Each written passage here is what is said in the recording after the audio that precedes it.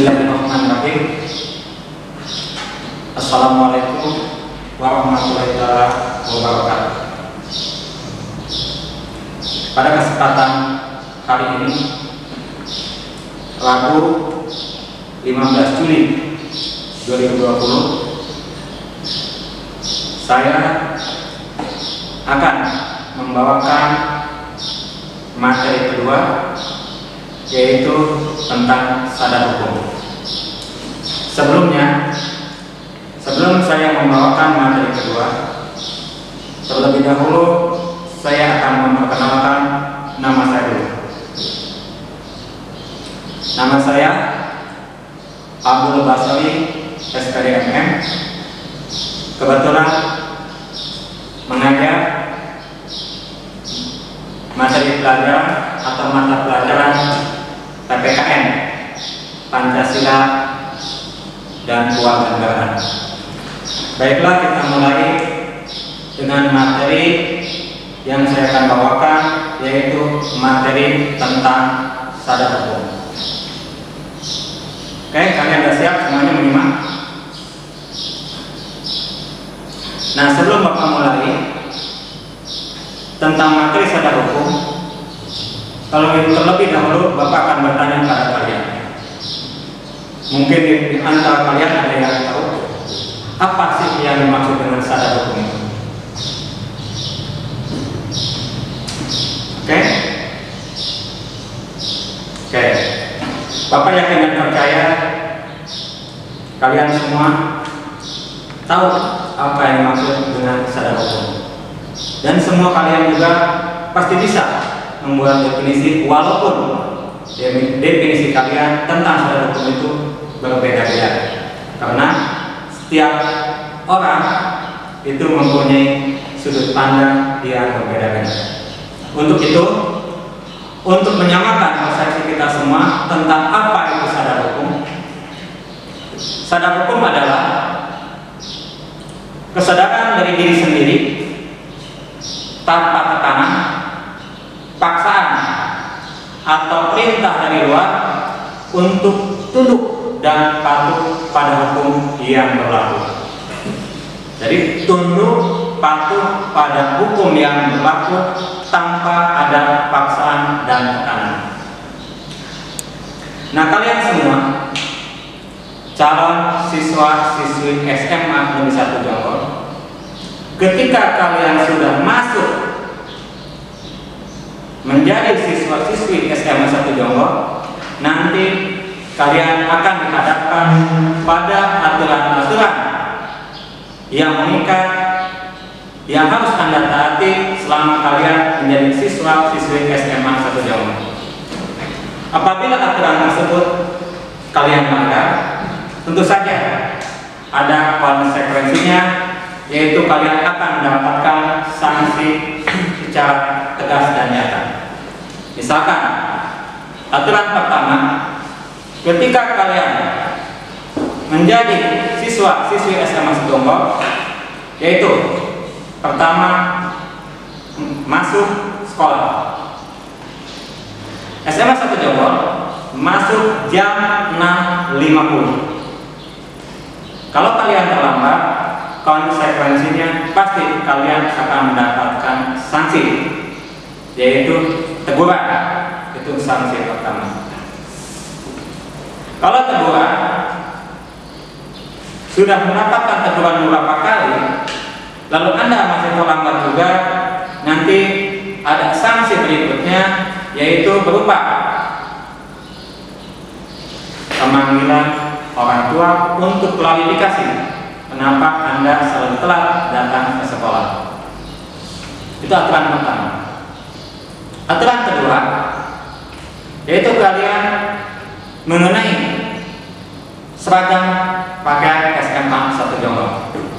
Mungkin setiap sekolah juga sama. Pertama, yaitu sepatu. Sepatu itu harus warna hitam. Harus warna hitam. Kaos kaki putih. Baju dimasukkan, seragam atribut harus lengkap. Jika kalian melanggar, tentu konsekuensinya kalian akan mendapatkan sanksi juga itu di lingkungan sekolah.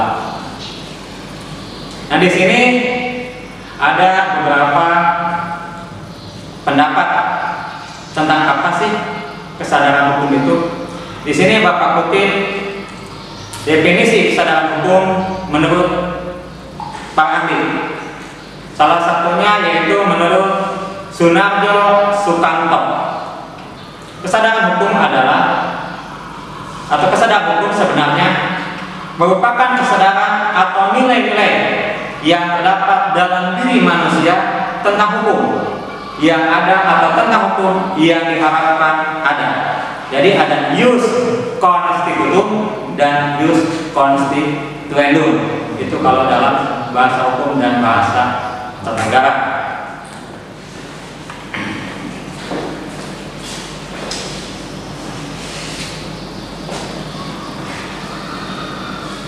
Nah, yang jadi pertanyaan,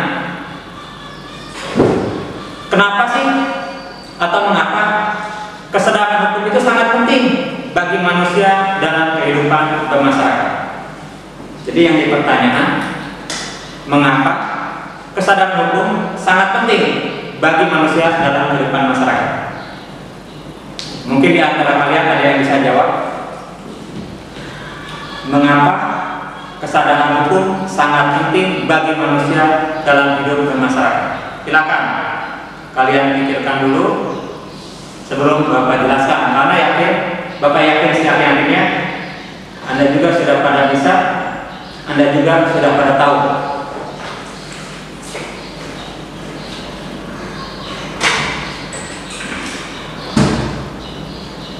Jadi mengapa kesadaran hukum sangat penting bagi manusia dalam hidup bermasyarakat?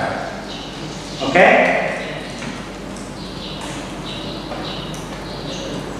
Kalian sudah tahu?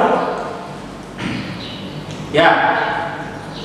Yakin juga, sekali lagi percaya pada kalian semua, kalian pasti bisa menjawabnya.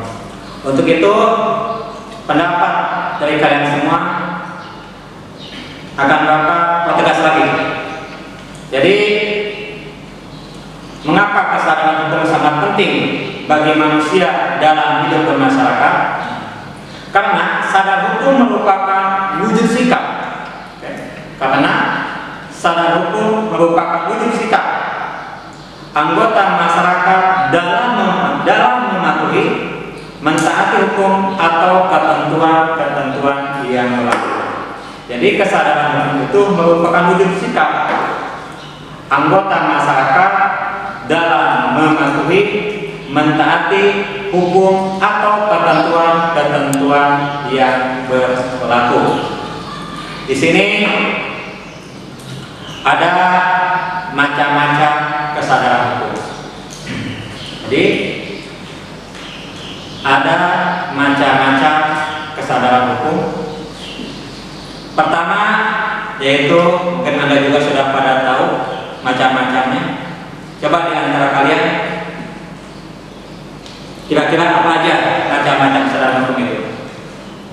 Ya, pendapat kalian semua bagus ya, Bapak terima itu.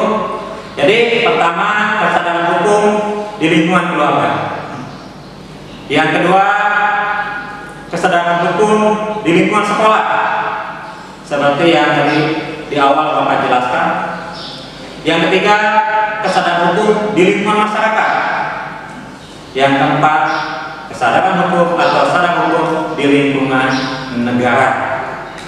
Ini jadi macam-macam kesadaran hukum itu di sini Bapak masukkan ada 4, yaitu di lingkungan keluarga, sekolah, masyarakat, dan negara. Jadi begini, ketika Anda ada di lingkungan keluarga atau di rumah Anda, pasti ada aturan yang dibuat oleh orang tua Anda semua, dan aturan itu harus Anda patuhi. Misalkan orang tua Anda buat aturan jam 6 sore tidak boleh mengaktifkan HP atau nonton TV karena fokus orientasinya bagi umat Islam ibadah atau salat maghrib sampai isya. Jadi Sholat maghrib, dan sholat maghrib, HP dan TV harus dimatikan sampai sholat isya. Sudah sholat isya, baru TV dan HP diaktifkan kembali. Misalkan itu aturan dalam keluarga. Pak, bagaimana kalau aturan tersebut dilanggar? Tentu konsekuensinya Anda akan mendapatkan sanksi dari orang tua Anda. Misalkan ditegur, atau kalau ditegur Anda tidak dipublis, ya, kemungkinan HP Anda akan diamankan dulu oleh orang tua. Contoh kedua, misalkan aturan dalam keluarga dari jam 8 sampai jam 9 Anda harus belajar. Itu juga harus Anda patuhi. Bagaimana kalau Anda melanggar? Tentu konsekuensinya sama. Anda akan mendapatkan sanksi dari orang tua Anda. Karena yang namanya aturan atau hukum itu bersifat mengikat dan memaksa. Kalau Anda melanggarnya, konsekuensinya Anda pasti mendapatkan sanksi. Nah, yang kedua, seperti yang Bapak jelaskan tadi, yaitu sadar hukum di lingkungan sekolah. Jadi sekolah itu mempunyai aturan yang harus Anda patuhi. Jika Anda melanggar, konsekuensinya Anda akan mendapatkan sanksi dari sekolah, seperti yang Bapak tadi jelaskan di awal. Selanjutnya yang ketiga, kesadaran hukum di lingkungan masyarakat. Ingat, kita sebagai zoopolitikon atau makhluk sosial, kita nggak bisa hidup sendiri. Kita hidup dengan orang lain, kita hidup bersama orang lain. Karena kita tidak bisa hidup sendiri dan kita hidup dengan orang lain, maka kita harus mentaati semua aturan-aturan yang berlaku di dalam masyarakat tersebut atau norma-norma. Sadar hukum di lingkungan negara, misalkan Anda menjaga nama baik bangsa dan negara. Jadi sebagai warga negara, kita harus menjaga nama baik bangsa dan negara kita. Yang kedua, sadar hukum di lingkungan negara itu taat dan patuh dalam menjalankan aturan-aturan yang dikeluarkan oleh negara. Jadi sebagai good citizen atau warga negara yang baik, Anda itu harus tahu apa yang menjadi kewajiban Anda dan apa yang menjadi hak Anda. Ingat, jangan hanya tahu hak Anda, tapi Anda harus tahu kewajiban Anda dulu. Jadi laksanakan, kerjakan kewajiban Anda, baru Anda bicara tentang hak. Nah, apa sih kewajiban warga negara? Salah satunya yaitu dengan membayar pajak, tepat waktu.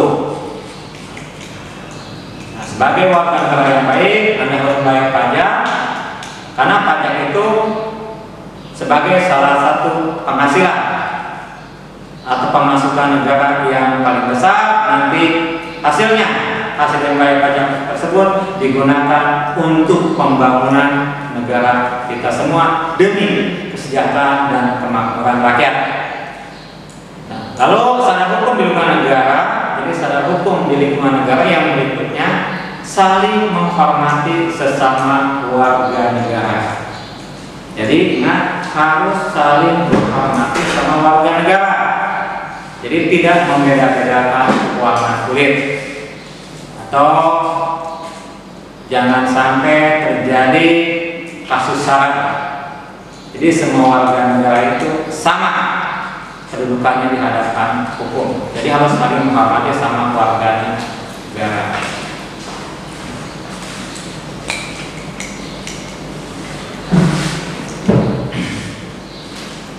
Nah, salah satu usaha pemerintah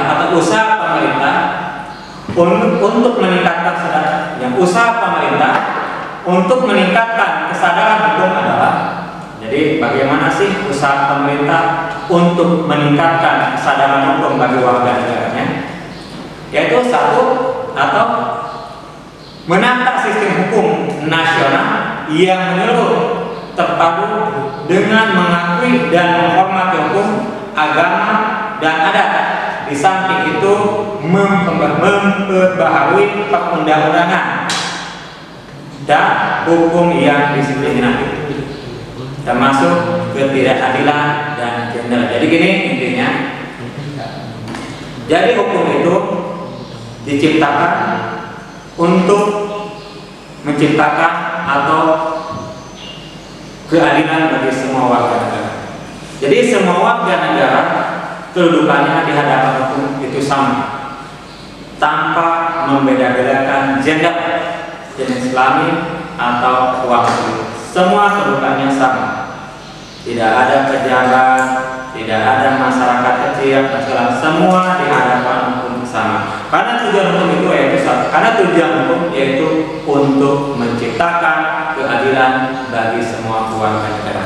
Nah, nanti Anda semua menjadi warga masyarakat atau warga keluarga SMA 1 Jonggol, Anda itu nanti diperlakukan sama tanpa adanya perbedaan. Walaupun nanti Anda berprestasi di SMA 1 Jonggol, jikalau Anda melanggar tata tertib yang berlaku di SMA 1 Jonggol, Anda pasti akan mendapatkan sanksi sesuai dengan aturan-aturan yang berlaku di SMA 1 Jonggol.